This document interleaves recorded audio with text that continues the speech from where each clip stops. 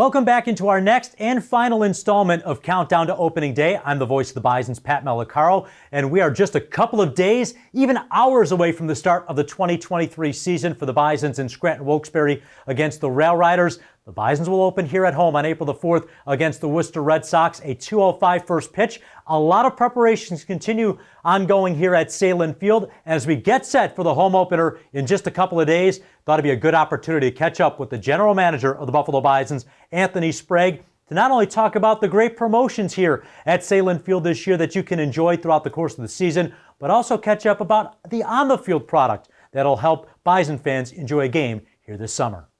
Anthony, we're just a couple of days away now from the start of the 2023 season, and I know there's been a lot of preparations going on down in Florida with the Bison's coaching staff. You had a chance to meet them recently. Can you share a little bit of the insights as we have one of the best Bison's offensive players in the modern era, and Matt Haig, being joined by a lot of new faces on this Bison coaching staff? Yeah, it was fun obviously it's a different scenario being down there, and it's a little more relaxing, preseason games, spring training games. So their guard's a little down. They're more sociable when they're there. But yeah, sweet. Casey back is fantastic. But yeah, you mentioned Matt Haig. I obviously knew of him during his MVP season here, but not in my current position, so I didn't get to talk to him on a daily basis. But to finally get to talk to him and let him know the legend he is up here in Buffalo for that MVP season was great. And yeah, new pitching coach as well, Tim Norton. It'll be it was great working with Jeff Ware. Last year was my kind of first year working with a lot of the coaches and stuff, but hear great things about Tim, and looking forward to working with him, Matt, and of course Casey coming back as well too. Got to add in Jake McGuigan, the development coach, who is he's so instrumental in the day-to-day filling out the roster, and someone just talk baseball with, and a fun person to see around the ballpark, and adding to kind of that youth of the coaching staff. Getting to know him last year too, it's amazing. He's got the both ends to it. He's got the analytic side. He's extremely bright and smart, but he's got the baseball background too. Playing through college and everything, and he's got an amazing eye for the game, and one of the nicest guys out there too. So to have this core of a coach, led by Casey, but some new faces but familiar ones like we talked about with Matt. I think it's going to be a fun year for me, fun year for you too, with working with these guys for sure. And we'll get back to Casey in just a moment. We talk about the promotional side of things this year, but on the field, the players that'll be Matt Haig and Casey and Jake and everyone will be working with. Some of the names that we saw at the end of last season, I think, as we talk about some of the top prospects in the organization, a guy like Addison Barger, now number 6, according to MLB Pipeline in the organization, a lot of excitement for Bison fans right out of the gate this year. Yeah, it's nice to have. I think we have. Obviously we had Moreno last year was a huge name, but I think we have a larger list of guys this year that will certainly raise some eyebrows. Addison for sure will be one of them, and I think it's going to be an exciting team to watch play. I mean, I know we'll get into some of the rule changes and everything, but I think we're going to see some fun baseball with some of these prospects that we're going to have, not just starting the year too, but some guys that'll be hopefully coming to visit us through the year. Yeah, I know when I talked to Shai Davidi for our last edition of Countdown to Opening Day, the two names we talked about were Elvis Martinez, but of course Ricky Tiedemann, not only the top prospect in the Blue Jay organization, but a top pitching prospect overall, maybe the top lefty in the minor leagues. And you talk about what Gabriel Moreno did here last year as a catcher, and now Ricky Tiedemann, very young. He should be in Buffalo, hopefully at some point this season, as for Bison fans. I know, it's always fun. Look, it's fun to have the guys here and watching them, but in baseball, you're always looking for the next move, who's going where, and where's the next prospect. So to have him, most likely coming here at some point this year, I think it's going to build some anticipation for some fans to see him when he gets up here. Being how highly touted he is, I don't think he's going to disappoint.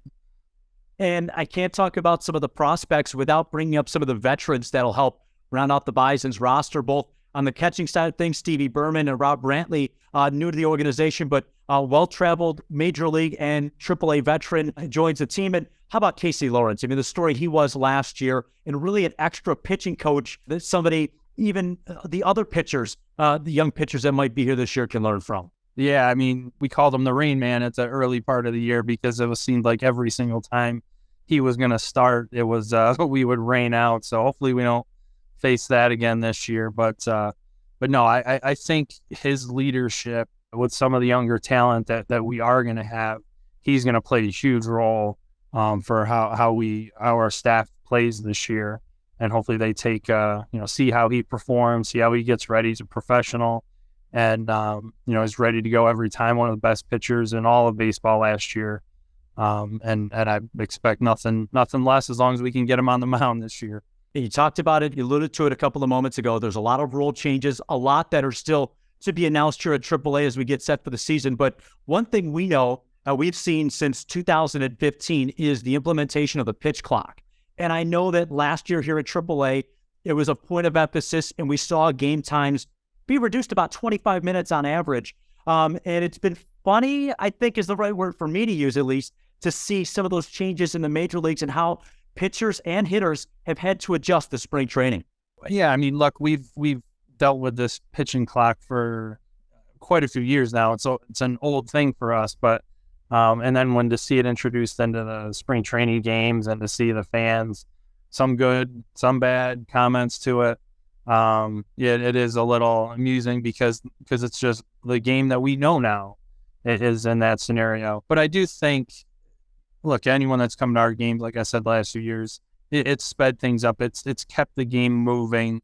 There's not as much dead time in between pitches and balls in play, and I truly do think it makes the game more entertaining than it was getting. I mean, it was taking a long time for between pitches, and I think fans will have grown accustomed to it here, and they'll grow accustomed to it at the major league level. And in 5 years, it'll just be that's the way things are. Players will adjust, and I think it's going to improve the game overall for sure. You mentioned the excitement that we've seen here at Sahlen Field, and for fans that come to the ballpark this year, of course, we're happy to welcome back our friends across the border in Canada. That great promotion of Canadian money at par on single game tickets from now until May 31st. They can head over to bisons.com/Canada to see all of the great deals we have for our Canadian friends this year. When they come to games this year, same for our friends here on this side of the border, what are some of the changes they can expect as they come through the turnstiles? Yeah, so a couple changes this year. I mean, we will have some different security walkthroughs, not to the first game of the year, but we will have some different ones that should make the entry process a little bit quicker for folks. And one of the other things we wanted to do to make it quicker was to limit the use of backpacks. It's still our same carry-in policy. You can still bring in, the snacks and the sealed water and certain items. You can go to bisons.com to find all that information. But the actual backpacks to speed those things along, we're not going to allow this year. But any of your normal purses, diaper bags, duffel bags, those are okay. Because those are a quicker search, and with our new gates that we'll have, new security walkthroughs, that'll make the process a lot quicker. The fans will ultimately help that whole process for people getting in. But we will work through it with everybody early in the season, make sure everybody understands and knows that as we get through the season. But we will work with our fans as we always do to make it the best experience that we can. And you mentioned it as well. Head at bisons.com. Look for that A to Z guide. You'll not only read about our carry-in policies, but even the new features like Spot On, which you can have mobile ordering from the seats this year, place your order ahead of time. So all those different things you can find at the A to Z guide, and maybe talk a little bit more about some of those new features with Spot On as well. Yeah, so we brought that on, and like anything through the pandemic, it kind of got put on pause and not rolled out the exact way that we wanted to, and we're unsure of exactly how to put that forward when the Jays were here, but now I think we're ready. And when you're sitting in your seat, we'll put a QR code right up on the video board, and you can go ahead and click and order right from your seat, and you'll get an alert that your food is ready, and you'll come pick it up at the designated windows that we have set up for that. And we're encouraging people to do it from your seat.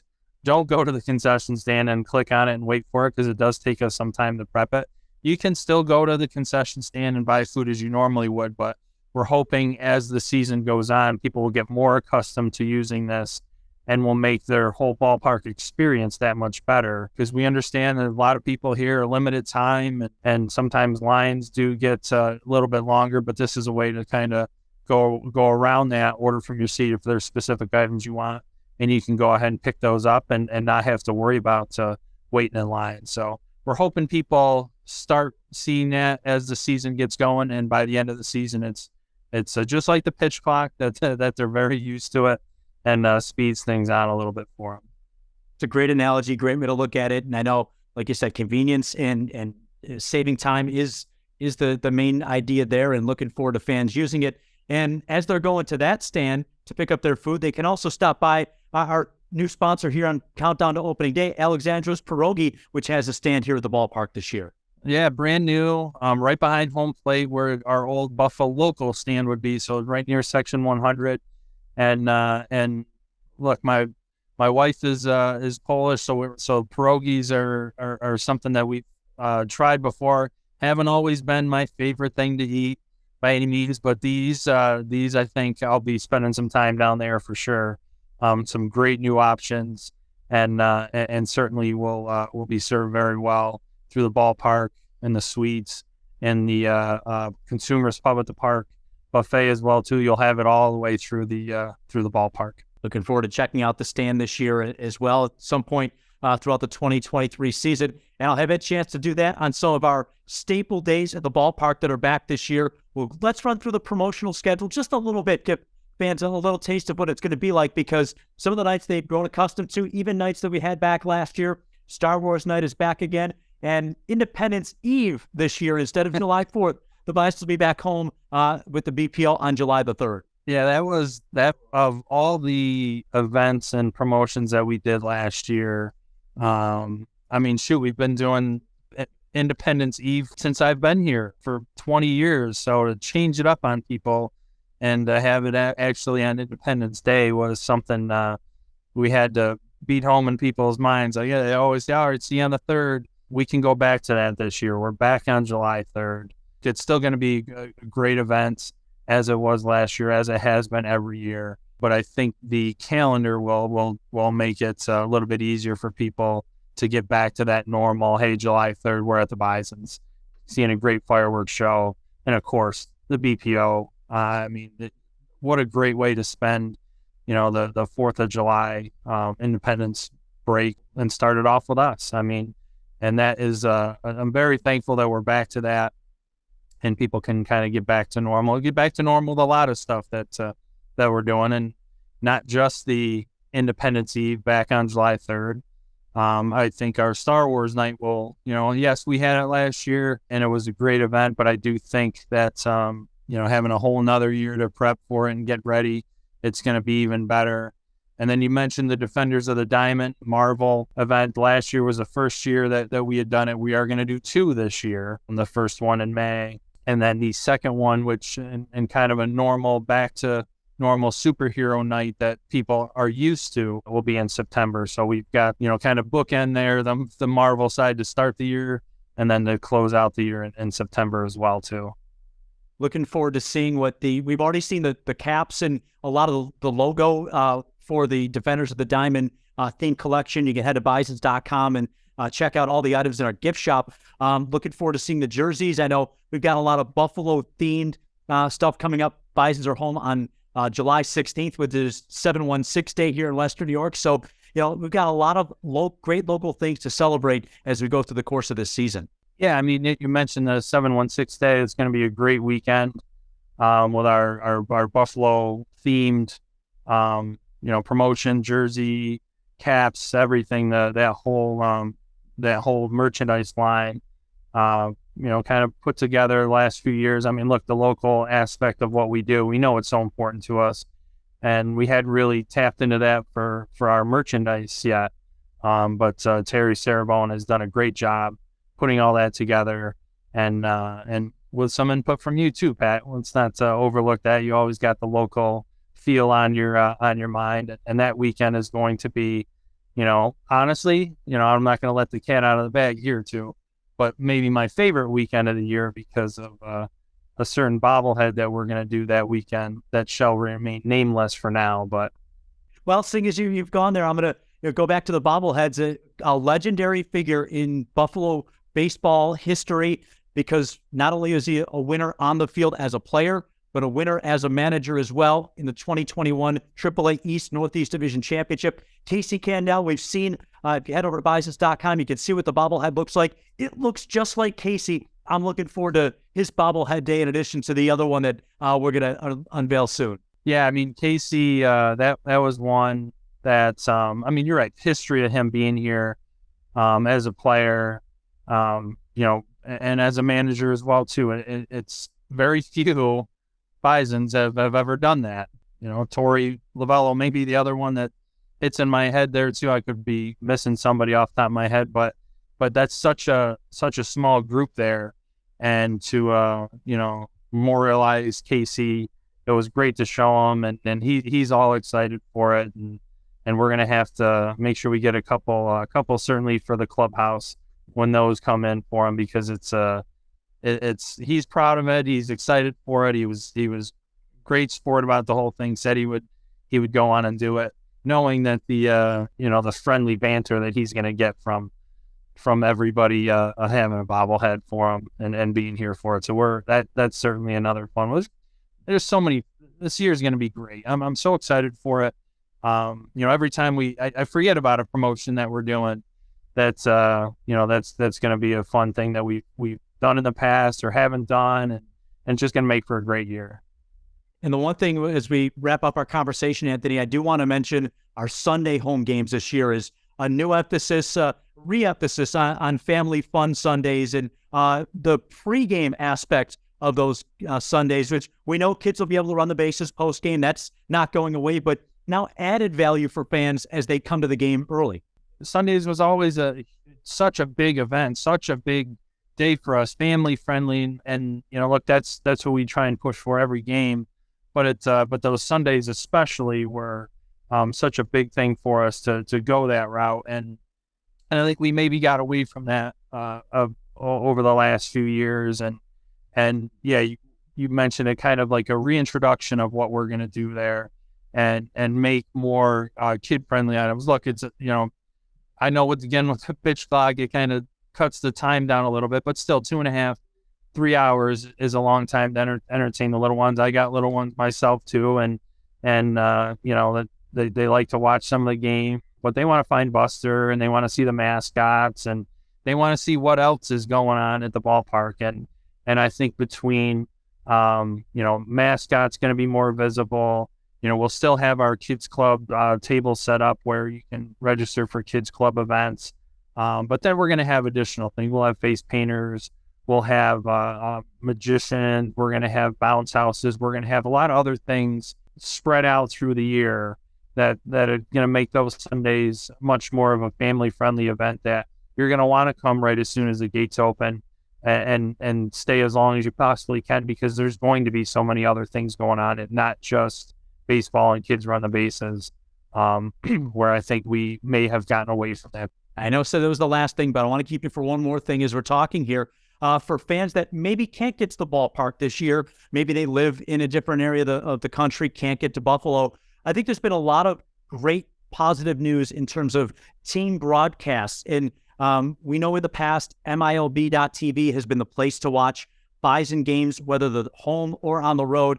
But the introduction of the minor league package into MLB TV will allow fans who have the premium subscription to watch Bison games, whether we're at home or on the road, and always stay up to date, including Bisons.com, to see the very latest on the team.